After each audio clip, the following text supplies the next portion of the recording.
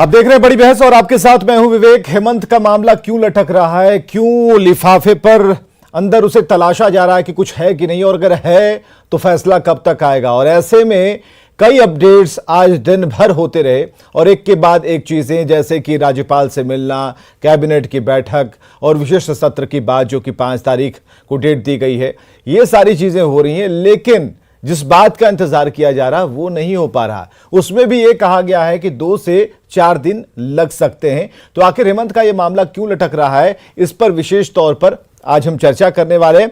हमारे साथ प्रदीप सिन्हा प्रवक्ता बीजेपी से हैं, डॉक्टर एम तौसीफ प्रवक्ता कांग्रेस से, विनय कुमार जी वरिष्ठ पत्रकार हमारे साथ जुड़े हुए हैं। तो सबका हम एक साथ स्वागत करना चाहेंगे। और जो स्थितियां बन रही हैं उसमें क्या लग रहा है, क्या दिखता है? सबसे पहले डॉक्टर एम तौसीफ, क्या स्थिति क्या है? आप लोग गए मिलने, 2 से 4 दिन कहा गया, स्पष्ट कुछ अभी भी नहीं है। नहीं, देखिए, जिस तरह से राजकीय हालात को भारतीय जनता पार्टी ने बना रखा है, तो ऐसे में ये तो राज्य की जनता को जवाब तो भारतीय जनता पार्टी को देना है। और ये जो एक लिफाफा, जो एक मुअम्मा बना हुआ है कि उस लिफाफे में है क्या, और आप लोग के माध्यम से ही ये पता चल रहा है, जो भी सुन रहे हैं, या फिर जो election commission Bharatiya Janata party के नेताओं को बताती है, उसके बाद ट्वीट करते हैं, उनको पहले ही पता चल जाता है, राजभवन से पता चल जाता है। तो ये तो उन्हीं लोगों को पता है कि क्या है और क्या होगा और क्या नहीं होगा। हम लोग तो सिर्फ आपके माध्यम से सुनते हैं, आप जैसे जो भी चैनल हैं उनके माध्यम से सुनते हैं। ये 1 हफ्ता हो गया है और 1 हफ्ते में इन लोगों को जितना भी कानूनी राय मशवरा लेना चाहिए था वो ले लेना चाहिए। अब इसमें देर क्या है भाई, समझ में बात नहीं आ रही है। बिल्कुल क्लियर करना चाहिए कि क्या करना है, क्या नहीं करना है। जब इसी के सामने, इलेक्शन कमीशन के सामने जब दोनों पक्षों ने अपनी बात को रख दिया, स्पष्ट उन लोगों ने सारी बातों को सुन लिया, इसी ने वहां से यहाँ कुछ भेजा है, फिर यहाँ से वहां गया, वहां से यहाँ आया, ये क्या हो रहा है? ये तो इसका जवाब तो भारतीय जनता पार्टी देगी ना। राज्य की जनता बहुत पैनी नजर से देख रही है। प्रदीप सिन्हा की तरफ अगर हम बढ़े, उससे पहले आप जरा ये बता दीजिए आगे का क्या प्लान है, रणनीति क्या है? विशेष सत्र बुलाया गया नहीं, आगे का प्लान तो आप देख ही रहे हैं। प्लान बिल्कुल एकदम स्पष्ट है कि 5 सालों के लिए राज्य की जनता ने गठबंधन की सरकार बनाई है, कांग्रेस और जेएमएम को चुना है, तो 5 साल तक तो टस से मस कुछ नहीं हो सकता है। और इन 5 सालों में जो बेहतर काम होगा, उसी के आधार पे आने वाला जो इलेक्शन होगा उसमें प्रचंड बहुमत से हम लोग जीतेंगे। भारतीय जनता पार्टी झारखंड में सरकार बनाने के लिए तरसती रह जाएगी और राज्य की जनता उन पे जरा भी अब विश्वास नहीं करेगी। पिछले 5 साल जो इन्होंने सरकार जो चलाया है, रघुवर दास के जमाने का वो जो शासन रहा है, वो सारे लोगों ने देखा है कि किस तरह से करप्शन, घोटाला, कंबल घोटाला, पता नहीं क्या क्या घोटाला, मोमेंटम झारखंड, ये सारी चीजों को राज्य की जनता ने देखा है। तो अब आने वाला जो है ये 15 साल तक ये लोग भूल जाए। सुनिए, हाँ प्रदीप जी देखिए, मैं समझता हूं कि कांग्रेस पार्टी की ओर से, आप जो इनका गठबंधन है उसकी ओर से भारतीय जनता पार्टी को बेवजह टारगेट किया जा रहा है। हम इस प्रकरण में सिर्फ शिकायत करता है कि मुख्यमंत्री और उनके कुनबे ने जिस तरह से भ्रष्टाचार को बढ़ावा दिया, हम उनकी शिकायत लेकर हम इलेक्शन कमीशन के पास गए थे। सुनवाई हुई, दोनों पक्षों ने अपनी बातें रखी। उसके पश्चात इलेक्शन कमीशन ने अपनी अनुशंसा राज्यपाल महोदय के पास भेजी है। हो सकता है राज्यपाल महोदय, चूंकि मामला कानूनी है, राय विचार विमर्श कर रहे हैं लोगों से, लेकिन ये उतावलापन देखिए कि आज एक अभिनव प्रयोग है ये भारतीय राजनीति में कि जिसके खिलाफ हम लोगों ने शिकायत किया वो आज पहुंच गया राज्यपाल के दरबार में कि कार्रवाई क्या हुई, इससे मुझे अवगत कराइए, और इतना समय आप क्यों ले रहे हैं? ये दुस्साहस है। मैं समझता हूं कि दुस्साहस की पराकाष्ठा है और कहीं ना कहीं ये उतावलापन जो दिख रहा है, राज्यपाल महोदय पर दबाव बनाने की कोशिश की जा रही है। अगर संवैधानिक संस्थाओं को इसी तरह से टारगेट किया जाएगा, कोशिश की जा रही है, क्या इसका तर्क क्या है? क्यों दबाव क्या? और राज्यपाल क्या हेमंत सोरेन या फिर जो यूपीए है उसके दबाव को सहते हुए तुरंत के तुरंत रिलीज कर देंगे? उनका जवाब क्या है? आपको ऐसा लगता है कि सिर्फ कहने की बात है? देखिए, जब चुनाव आयोग में सारे मामले की सुनवाई हुई तो दोनों पक्षों ने अपने वकीलों के माध्यम से सारी बातें रखी। अब तो इनको इंतजार करना चाहिए कि राज्यपाल महोदय के पास जब सारी चीजें पहुंच चुकी है, सवाल तो इनका वही है कि कम से कम संवैधानिक प्रमुख होने के नाते उन पर इतना भरोसा तो किया जा सकता है। क्यों करें और कितना करें? चलिए इंतजार कर भी लेते हैं, लेकिन कितना करें? कर ही तो रहे। ये तो राज्यपाल महोदय का विशेषाधिकार है। अब उनको लेकिन दबाव उसमें डाल बीजेपी- के लेकिन कि उसमें आप फलाने दिन ही लेकिन पर उसमें इसको बीजेपी क्यों आ रही है? पब्लिक क्यों कर ऐसा दीजिए। शक हो रहा है? यूपीए को शक क्यों है बीजेपी पर? नहीं, भारतीय जनता पार्टी को चलिए आपको रायपुर बेवजह लिए घसीटा चलते हैं। जा रहा वहां है। पर विधायकों अगर की प्रेस कांग्रेस कॉन्फ्रेंस पार्टी चल रही है, जरा रायपुर चलिए हमारे साथ। कि क्या हेमंत सोरेन को अपने विधायकों में विश्वास नहीं है और यही अविश्वास की वजह से यहाँ पर रिजॉर्ट में विधायकों को रखा गया है? ये सवाल अगर आप एक बार ठाकरे जी से भी पूछ लें तो किस तरह से परिस्थितियां बनाई जाती हैं, किस तरह से ईडी, सीबीआई और कई सारे तंत्रों का इस्तेमाल करके इस देश में लोकतंत्र को खत्म किया जा रहा है, यह सवाल उन लोगों से भी पूछना चाहिए। हो गया, ठीक है, बहुत धन्यवाद। चलिए, रायपुर में भी आपने देखा एम तौसीफ कुछ कहना चाह रहे थे। हाँ, देखिए, आपने जो सवाल उठाया है वो लाजमी है, इसका जवाब स्पष्ट नहीं दे सके, चूंकि ये लोग जो है बिल्कुल ही प्लानिंग के साथ ये सहारा ले रहे हैं, राजभवन का सहारा ले रहे हैं, ये ईसी का सहारा ले रहे हैं, ये ईडी का सहारा ले रहे हैं, ये सीबीआई का सहारा ले रहे हैं, और इसी पे पूरा इनका स्ट्रक्चर जो है, जो इमारत है वो तैयार हो रखा है। मुझे तो लग रहा है कि भारतीय जनता पार्टी को जिस तरह से चलाया जा रहा है दो लोगों के द्वारा, श्री नरेंद्र मोदी जी के द्वारा और अमित शाह जी के द्वारा, हो सकता है कि फिर वो 2 सीटों पे कहीं ना कहीं भारतीय जनता पार्टी आ जाए और 35 सालों तक इनको फिर से इंतजार करना पड़ेगा। जिस तरह से उनके अंदर घमासान है, वो लोग खुश, भारतीय जनता पार्टी के लोग खुश नहीं है। बहुत सारे लोग ऐसे हैं जो खुल करके बात नहीं कह पा रहे हैं, और जिस तरह से ये लोग एक्शन कर रहे हैं, एक्शन वो पूरा रिएक्शन में ठीक है, सर हम देख लेते हैं प्लस माइनस दोनों जांच रहे। संविधान विशेषज्ञ सुभाष कश्यप जी हमारे साथ मौजूद हैं फोन लाइन पर। सुभाष कश्यप जी, बहुत बहुत स्वागत है। हमें पता चला आपकी तबीयत खराब है, आप स्वास्थ्य लाभ ले रहे हैं, और इस बात को लेकर हमारी भी चिंता थी, लेकिन हम जानना चाह रहे थे कि जो अभी हालात अभी झारखंड में है उसमें क्या क्या हो सकता है, नेक्स्ट चैप्टर क्या हो सकता है, हेमंत के सरकार बचाने की जो जद्दोजहद है उसमें क्या उनके हाथ हासिल हो सकता है और क्या जा सकता है? देखिए, बेसिक प्रिंसिपल कॉन्स्टिट्यूशन का ये है कि मिनिस्टर होने के लिए या चीफ मिनिस्टर होने के लिए सदन का सदस्य होना चाहिए। जी जी। और एक्सेप्शन प्रोवाइडेड है कि अगर कोई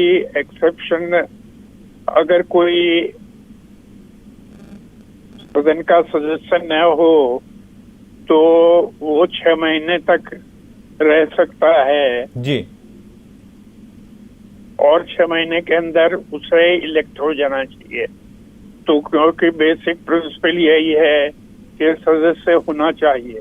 जी जी। अगर कोई व्यक्ति सदस्य हो ही नहीं सकता या सदस्य होने के अयोग्य डिक्लेयर हो जाता है तो उसको चीफ मिनिस्टर या मिनिस्टर मेरे मत में नहीं बनाया जा सकता।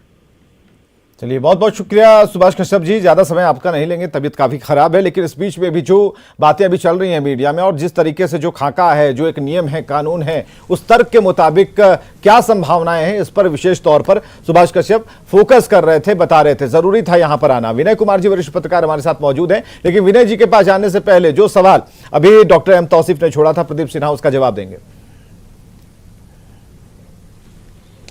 देखिए, अभी कांग्रेस के मित्र ने जो प्रश्न खड़ा किया कि Bharatiya Janata party ED, CBI और आईटी का इस्तेमाल कर रही है, तो मैं इनसे इतना ही पूछना चाहूंगा कि क्या ईडी ने जब कार्रवाई की स्क्रीन पर लाइए, तो मुख्यमंत्री के जो करीबी लोग हैं उनके डॉक्टर पास से तौसीफ को कुछ स्क्रीन रिकवर पर हुआ या नहीं हुआ?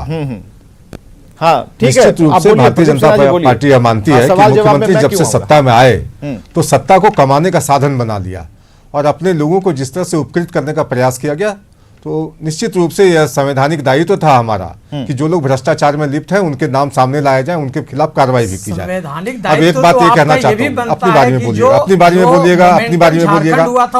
आपको बोला अपनी बारी में बोलिएगा, मैंने आपको रोका नहीं बीच में। अब जिससे अपने पार्टी की चिंता करनी है वो भारतीय जनता पार्टी की चिंता कर रहे हैं। इनके पार्टी के लोग छोड़ के जा रहे हैं, उसकी चिंता नहीं है इनको। ये भारतीय जनता पार्टी किस तरह से चलेगी उसकी चिंता इनको सताई जा रही है। तो निश्चित रूप से मैं इनको सलाह देना चाहूंगा कि अपनी पार्टी की चिंता कीजिए, जो सिकुड़ता जा रहा है, कहीं प्रदेशों में कई तौसीफ जी, आप हैं, सरकारें नहीं स्क्रीन पर है। 49 इलेक्शन हुए पिछले 14 से लेकर अब तक, नहीं, 39 जो इलेक्शन बता हार रहे चुके हैं, वो हमें ये सीख इनको ना दे। याद होना चाहिए कि केवल ये 2 सीट हुआ करती थी, और जिस तरह से ये अपनी बात को कह रहे हैं, हम मुझे बिल्कुल, ये मुझे ही नहीं, भारतीय जनता पार्टी के बहुत सारे ऐसे मित्र हैं, उनको जो शंकाएं हैं कि कहीं ऐसा ना हो कि फिर भारतीय जनता पार्टी को 35 सालों तक से भी ज्यादा इंतजार करना पड़ेगा। जिस तरह से ये लोग एक्शन कर रहे हैं, भारतीय जनता पार्टी के अंदर किसी की हिम्मत नहीं है कि अमित शाह जी और नरेंद्र मोदी जी के सामने जाकर अपनी बात करे। जेपी नड्डा जी केवल एक मुखौटा है, बस केवल एक अध्यक्ष है, उनकी बातों मुखौटा होगा आपके यहाँ, उनके यहाँ आपके यहाँ मुखौटा होगा, उनकी बिल्कुल नहीं हमारे यहाँ मुखौटा नहीं होता है। और जिस तरह से हमारे यहाँ मुखौटा नहीं होता, जननेता होता है। जनता पार्टी प्रदीप आपके यहाँ सिन्हा जी मुखौटा भी होगा। खुश नहीं है अंदर से कि जिस तरह से लोकतंत्र में ये सारा कहाँ खेल देखा जा रहा है, जो नंगा नाच हो रहा है, सीबीआई ईडी पे प्रेशर बना करके लोगों को दबाव बनाया जा रहा है, पार्टी मतलब ज्वाइन कराने की बात की जा रही है, उनको डराया जा रहा है, और जैसे ही भारतीय जनता पार्टी में लोग शामिल हो जा रहे हैं तो वो बिल्कुल उसी तरह से हो जा रहे हैं जैसे वॉशिंग मशीन में बिल्कुल साफ हो जाते हैं। तो देखिए इसका कोई तथ्य होना चाहिए ना, खोल उड़ा रहे हैं। ये क्या तौसीफ भाई, ये क्या तर्क क्या है ये बताइए ना। बीजेपी जप रहे हैं, देखिए बीजेपी क्यों जप रहे हैं, ये भी तो बीजेपी वाले पूछेंगे ना। क्यों नहीं, बिल्कुल आप बताइए कि जिस तरह से ये मोमेंटम झारखंड हुआ, मोमेंटम झारखंड इस मसले में लाइए ना, इस मसले में बीजेपी को घसीटना कहां तक सही है। तर्क मैं तर्क दे रहा हूं, सुन लीजिए, मैं तर्क दे रहा हूं। मोमेंटम झारखंड हुआ, इनके जो विधायक दल के नेता बोरो प्लेयर बाबूलाल मरांडी जिनको बनाया इन्होंने, तो उन्होंने ही ऑब्जेक्शन किया था और आरोप लगाया था कि 900 करोड़ का घोटाला हुआ है। अगर 900 करोड़ का घोटाला हुआ है तो इनकी नैतिक जिम्मेदारी बनती है, केंद्र में बैठे हुए हैं जो संविधान की बात दुहाई दे रहे हैं, तो इनको चाहिए ना कि उस पे भी जो लोग घोटाला किया है उस पे भी इंक्वायरी होनी चाहिए सीबीआई और ईडी के माध्यम से।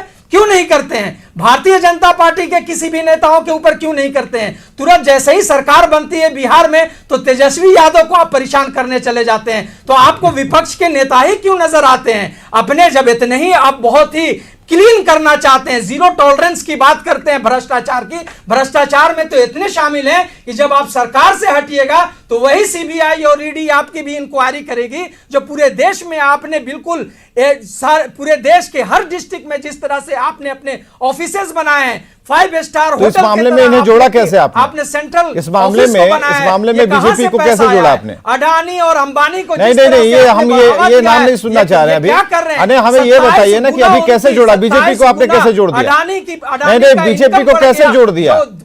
बीजेपी को कैसे आपने इस मसले में जोड़ा, ये बताइए। कहां से हो गया? ये क्या है? घोटाला नहीं तो क्या जी? नहीं, प्रदीप सिन्हा जी को या बीजेपी को आप कैसे जोड़ रहे हैं, इस मसले में कैसे जोड़ रहे हैं? ठीक है ना, आप आरोप लगे हैं तो आरोप पर कई नियम है, कानून है, संविधान है, सब कुछ है, लेकिन इसमें इंतजार जो है विशेषाधिकार राज्यपाल के पास है, वो 2 दिन 4 दिन का वक्त ले रहे हैं, लेकिन ये छटपटाहट उठकर बीजेपी के खेमे में कहां से घुस जा रही है? ये इतना बहुत बड़ा इशू तो है नहीं, ये बहुत बड़ा नहीं, थोड़ा बहुत हम लोग भी ज्ञान रखते हैं ना, हम लोगों को भी पता है। अगर इनको राय लेना है, सजेशन लेना है, तो ऐसा नहीं कि 4 रोज 5 रोज और 8 रोज लगेगा मशवरा लेने में, सजेशन लेने में किसी भी लॉ एक्सपर्ट से, ऐसा नहीं है। ये लोग तो खेल खेलना चाहते हैं, तो खेल तो यहाँ होगा नहीं। तो क्लियर बोलिए ना, नहीं साफ बोलिए, क्या खेल, बीजेपी क्या खेलना चाहती है? बिरसा मुंडा की धरती से एक्सपोज किया। नहीं ठीक है, एक्सपोज कीजिए ना, क्या खेल क्या हो रहा है?